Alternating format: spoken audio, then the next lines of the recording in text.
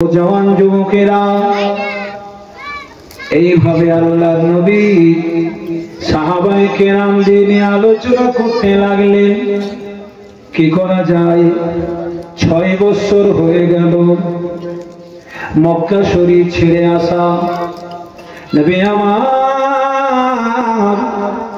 এক এক করে বাবা 1400 জন সাহাবা নিযুক্ত করলেন। খুশি না বেজার? মুসলমানের সংখ্যা বেড়েছে না কমেছে?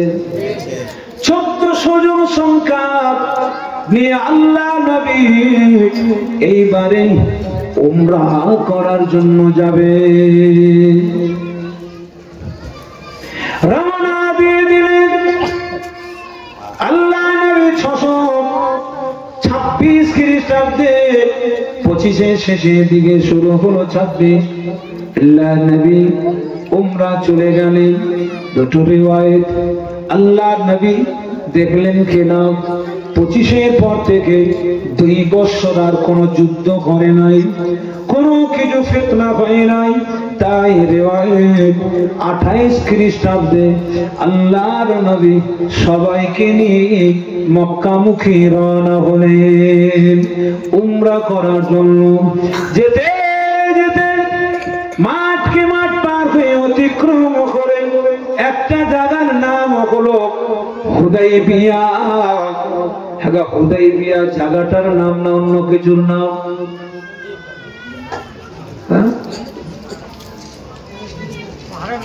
কার নাম? পাহাড়ের নাম। আপনারা বলছেন কার? একটু বলবেন তো, আলোচনা করছি জায়গার নাম। আর কি হলো? আর নেই না? ও জওয়ানেরা, তাহলে জীবনে জলসা দিয়ে এটাই লাভ। ওটা পাহাড়ের নাম নয়, ওটা জায়গার নাম নয়। ওখানে একটা কুয়া আছে বাবা, ওই কুয়াটার নাম হলো হুদাইবিয়া। কিসের নাম?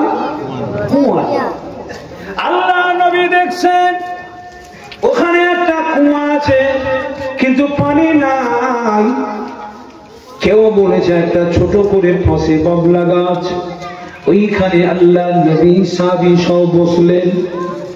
পিপাসা লেগেছে বাবা, পানি খাবে, মরুভূমির দেশ, ওখানে পানি নাই।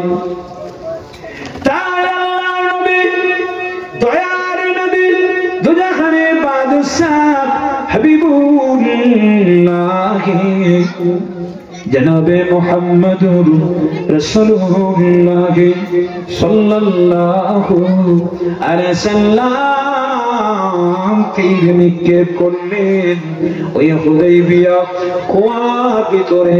পানির ফোয়ারা জারি হয়ে গেল। জোরে বলো সুবহানাল্লাহ। সাহাবায়ে কেরাম দিনে পানি পান করলেন।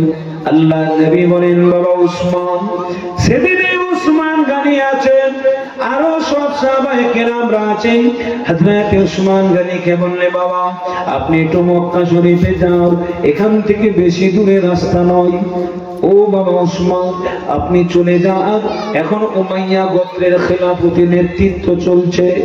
আল্লাহর নবী হযরত উসমান গানিকে পাঠালেন, গিয়ে তাদের কাছে লিডারদের কাছে সাক্ষাৎ করে বললেন আল্লাহ নবী এসেছে বাবারা উমরা করার জন্য, কটা দিন মাত্র থাকবে, চলে যাবে। এইভাবে জিজ্ঞাসা করতে লাগলেন, কেউ রাজি হচ্ছে না। বলে আব্দুল্লাহর বেটাকে আসতে দেবো না, আপনি যদি করেন করে যান, উমরা তওয়াফ করে যান, আব্দুল্লাহর বেটাকে উমরা করতে দেবো না। এমনি করে সকাল বেলা গিয়ে কয়েকটা ঘন্টা পার হয়ে রাত হয়ে গেল। রাত হয়ে গিয়ে সকাল হয়ে গেল, হযরত উসমানের কোনো খবর নাই। তাই আল্লাহ নবী বলে সাহাবীরা বোধহয় একটা গুজব এলো। সবার কানে কানে মুখে মুখে একটা গুজব চলে এলো, উসমান গানিকে মক্কার কুরাইশরা হত্যা করে দিয়েছে। আল্লাহ নবীর কানে এলো। আল্লাহ নবী সাহাবীদের নিয়ে বলেন ও আমার সাহাবীরা আপনারা বলুন বলুন উসমান গানির বদলা নেবে না ছেড়ে দেবে? সবাই বলে বলেছিলেন ইয়া রাসূলুল্লাহ ইয়া হাবিবাল্লাহ আমরা ওসমান গনির বদলা নেব।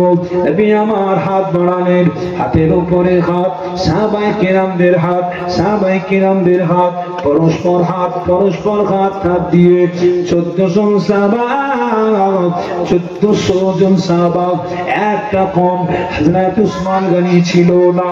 সমস্ত সাহাবায়ে কেরামরা আল্লাহ নবীর হাতে হাত দিয়ে বাবা একটা বাইত হলো, এই বাইতের নাম বাইতে রিদওয়ান। সমস্ত সাহাবায়ে কেরামরা বাইত হয়েছিল।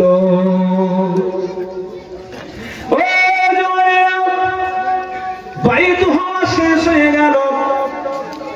এইবারে সকালবেলা হযরত ওসমান গনিকে সাথে করে নিয়ে যিনি আসছিলেন তার নাম আব্দুল্লাহ ইবনে রাবিয়া। কি নাম? সাহিল বিন আমির আর আব্দুল্লাহ ইবনে রাবিয়া। এরা ছিল কুখ্যাত লিডার, কিন্তু সাহিল বিন আমিরের একটা বেটা, তার নাম কি জানেন? তার নাম হলো আবু জান্দাল। ওই আবু জান্দাল ইমানের জজ্বা পয়দা হয়েছে, নবী পাকের ভালোবাসা অন্তরে পয়দা হয়ে গিয়েছে। বাবা আবু জান্দাল ছুটে আল্লাহ নবীর কাছে আসবে, পারে না। পায়েতে জিঞ্জিরে বাঁধা, হাতেতে জিঞ্জিরে বাঁধা।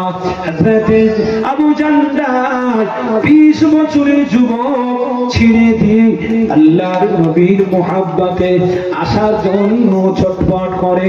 এইদিকে সাহেল বিন আমির আল্লাহর নবী সাহাবা হযরত ওসমান গনি রাদিয়াল্লাহু তাআলা আনহুকে সাথে করে নিয়ে আল্লাহর নবীর সামনে হাজির হলেন।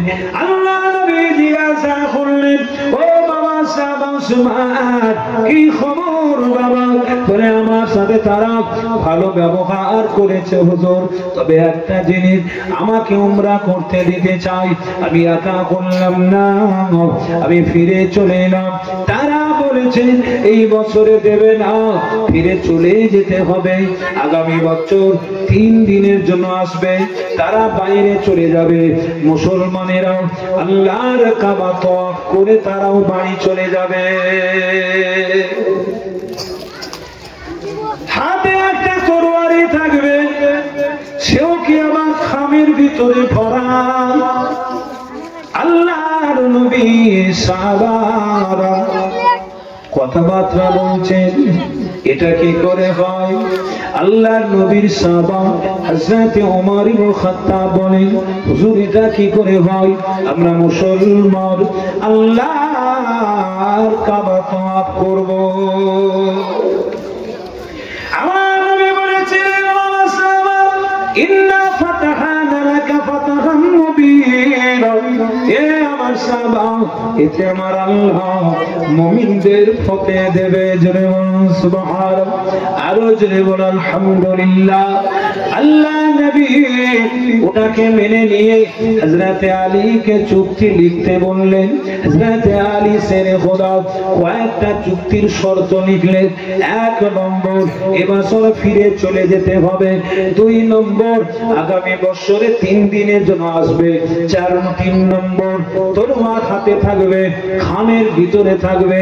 4 নম্বর, যারা মক্কার মানুষ মদিনা শরীফের দিকে যাবে তাদেরকে ফিরিয়ে দিতে হবে।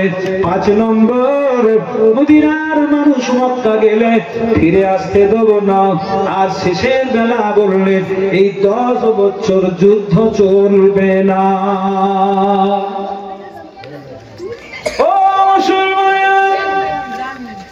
ছেড়ে খুনালি লিখে দিলেন। শুরুতেই লিখেছিলেন মুহাম্মদ বিন আব্দুল্লাহ, হযরতে মুহাম্মদুর রাসূলুল্লাহ সাল্লাল্লাহু আলাইহি সাল্লামের পক্ষে সন্ধি চুক্তি মেনে নেওয়া হলো। সাহেল বিন আমির বলছে, সাহেল বিন আমির বলছে, এ আলী শেরে খোদা, ওগো আবু তালেবের বেটা, সন্ধিতে কি লেখা হলো একটু পড়ে দেখাও। সন্ধিটা পড়ে শোনা। শেরে খোদা আলী পড়ে শোনালেন। সাহেল বিন আমির বলছে, যেখানে মুহাম্মাদুর রাসূলুল্লাহ লেখা আছে, এই শব্দটা আল্লাহর নবীকে আমরা নবী বলে মানব না। আমরা নবী বলে মানব না, মানলে তো সন্ধি চুক্তি কিসে? অতএব ওই নামটা কাটিয়ে দাও। আল্লাহর নবী বলেন, বাবা আলী কাটিয়ে দাও, কাটিয়ে। শেরে খোদা আলী বলে, হুজুর আমি কাটাতে পারবো না, এটা আমার অভ্যাস নাই। আমার নবী কলমটাকে হাতে করে নিয়ে নিজেই কাটিয়ে দিলেন আর লিখলেন, মে মুহাম্মদ বিন আব্দুল্লাহ, আব্দুল্লাহর বেটা মুহাম্মাদের পক্ষে চুক্তি সন্ধি মেনে নেওয়া হবে। হযরত ওমর বলে, হুজুর সব মানতে পারি, দুটো মানব না। এইবারে উমরা করতে এসেছি, আমরা উমরা করে যাবই। দুই, মদিনার লোক ওদিকে গেলে ফিরিয়ে দেবে না। তিন, মক্কার লোক মদিনাতে আসলে ফিরিয়ে দিতে হবে। ই আবার কোন আইন? ও জওয়ানেরা, নবী আমার মেনে নিলেন। বাবা ওমর, চিন্তা করো না, এতে মুসলমানদের জয় হবে। বাবা ভাইরা আমার, এই কথাবার্তা লিখে হলো, ওই সন্ধির নাম হলো হুদাইবিয়ার সন্ধি। মানে হুদাইবিয়া কূপের ধারে হয়েছিল। শুনে রাখেন, 28 খ্রিস্টাব্দে 628 খ্রিস্টাব্দে হুদাইবিয়া সন্ধি হয়েছিল, চুক্তি হয়েছিল। ও জওয়ান যুবকেরা, আল্লাহ নবীর বয়স তখন প্রায় 56 বছর, কিছু কম বেশি। ভাইরা আমার, আল্লাহ নবী এই কথাবার্তা বলে শেষ করলেন, সঙ্গে সঙ্গে আবু জান্দাল আল্লাহর নবীর দিকে চলে এলো ছিঁড়ে ছুড়ে। এইবারে সাহেল বিন আমির বলছে, ওগো আব্দুল্লাহর বেটা, আপনি তো আল্লাহর নবী। দেখেন এইবারে আবার নবী মানছে, কাজের বেলা মানল না। বলে, আপনি আল্লাহর নবী, চুক্তিতে লেখা হয়েছে মক্কার লোক গেলে ফিরিয়ে দিতে হবে। তা আমার ছেলে তো চলে গেছে, ফিরিয়ে দেন।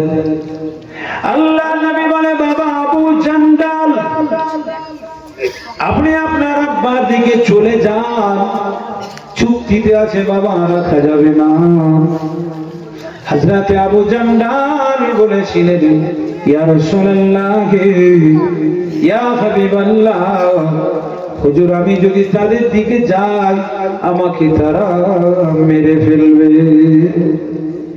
সেই সময় আবু জান্দাল দেখছেন কিনা তার আব্বার সাথে একজন সঙ্গী তরবারিটা নিয়ে তার হাত থেকে বলে, আমার তো জান চলে যাচ্ছে, আল্লাহর নবী চলে যাচ্ছে, আমার আর যাওয়া দেখা হবে না, ওই বেঈমানকে রাখবো না। এক তরবারের আঘাতে আবু জান্দাল বেঈমানের রফা দফা করে দিলে।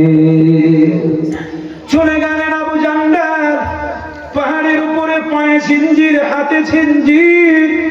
ওই অবস্থায় আবু জান্দাল পাহাড়ের উপরে চড়ে ডাক দিয়ে বললেন, এ মক্কার মানুষেরা, আজ থেকে শুনে রাখো, আমি আবু জান্দাল বলছি, এই রাস্তা দিয়ে যারা ব্যবসায় যাবে, আমি আবু জান্দাল তাদের কাছে কর নেব।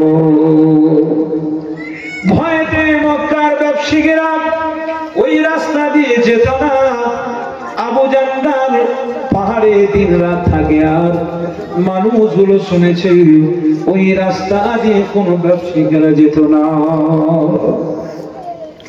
আল্লাহ নবী বাড়ি চলে এলেন, এসে সাহাবায়ে কিরামদের আলোচনা করতে লাগলেন আর চিঠি লিখতে লাগলেন। সর্বপ্রথম দুটো দেশে চিঠি লিখলেন, একটা হলো পারস্যে আর একটা হলো রোম দেশে।